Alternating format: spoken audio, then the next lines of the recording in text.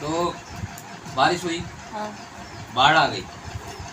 हाँ बाढ़ आ गई तो क्या हुआ कि बाढ़ के अंदर मंदिर के आधा पानी आया और नाव के अंदर चप्पू चलाता हुआ एक आया, बोला पंडित जी जल्दी चलो, हम आपको बचाने के लिए आए। अच्छा बोला कि नहीं मैं नहीं जाऊँगा। बोला क्यों? बोला जिनकी पूजा कर रहा हूँ शंकर भगवान आएंगे मुझे बचाने के लिए। हाँ तो बोल रहा है कि ठीक है तुम्हारी मर्जी जैसी मर्जी।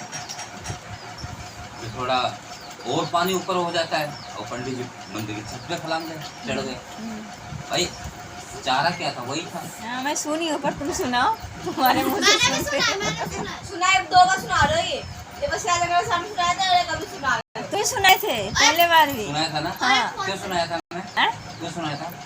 तो मतलब जिसके पूजा कर रहा है वो तो बचाने आएगा नहीं, और नाव वाला बचाने आया तो गया ही नहीं, पानी में डूब जाएगा और क्या होगा फिर आगे आगे आगे ध्यान।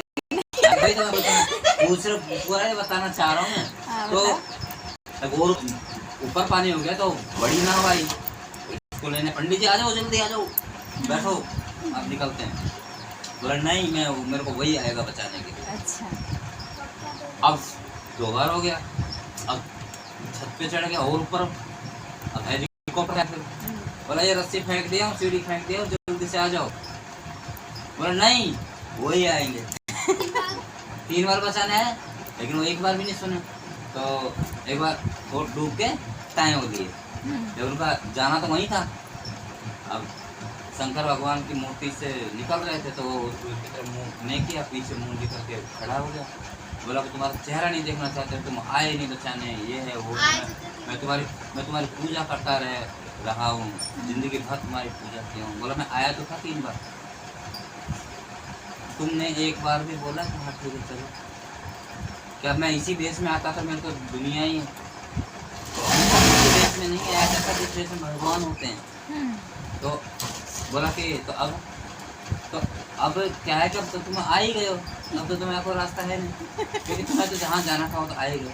तो मेरा इस कहानी से सिर्फ एक ही मतलब होता है कि पता नहीं हम जिंदगी में कौन से रास्ते पे जा रहे हैं, पता नहीं कौन आदमी। हमें तो भाई आशीष सर शुरू में या रत्ना मैडम, सबसे मैं रत्ना मैडम को ही बोलूँगा कि शायद हो सकता है कि देखो हम जितना मेहनत करेंगे ना उतना ही फल हमें मिलेगा। सिंपल सी बात मैं मानूँ।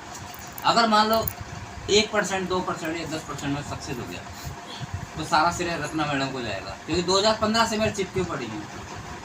कल को कुछ हो जाता है कि हाँ भाई मुझे भी कोई ना कोई भगवान के रूप में आया और मुझे ये चीज़ बताया कि ये कर लो, तो शायद उसे तक नहीं होगा। इसलिए तुम भी मेरे पे चिपके हुए हो। मैं टान के ले छोड़ूंगा नहीं। हाँ, हाँ। हाँ। खींच के ले जाओगे। कम से कम कुछ तो श्रेय मिलेगा। मान लो नहीं करोड़ मिलेगा, 10 लाख मिलेगा, 5 लाख मिलेगा।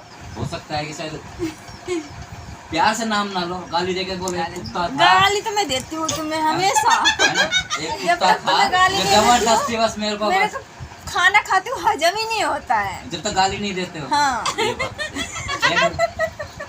तो वही चीज नहीं, एक बात बता रहा हूँ, लोगों